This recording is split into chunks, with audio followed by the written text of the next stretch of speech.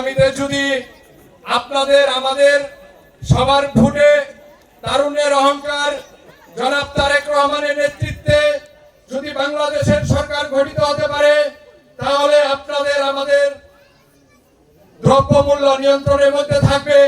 এবং আপনারা দেখছেন এই সরকার যাওয়ার পর থেকে আমাদের বিদ্যুতের কোনো লোডশেডিং নেই, আমাদের গরমের দুর্ভোগ কমেছে। ইনশাআল্লাহ আগামীতে যদি তারেক রহমান সরকার গঠন করে, আমাদের নিত্য প্রয়োজনীয় দ্রব্য, কৃষি পণ্য, স্বাস্থ্য, শিক্ষা 31 দফার মধ্যে আছে।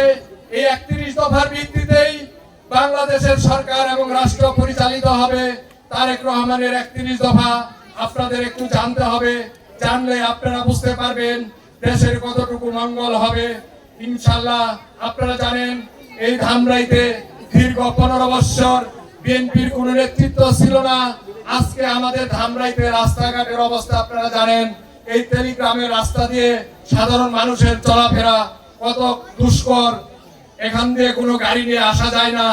ইনশাআল্লাহ যদি আমাদের নেতৃত্বে যদি এই বালে ইউনিয়ন গঠিত হয়, ইনশাআল্লাহ এই বালে ইউনিয়নের সমস্ত রাস্তাঘাটকে আমরা জনগণের চলাফেরার উপযুক্ত করে দেব। এবং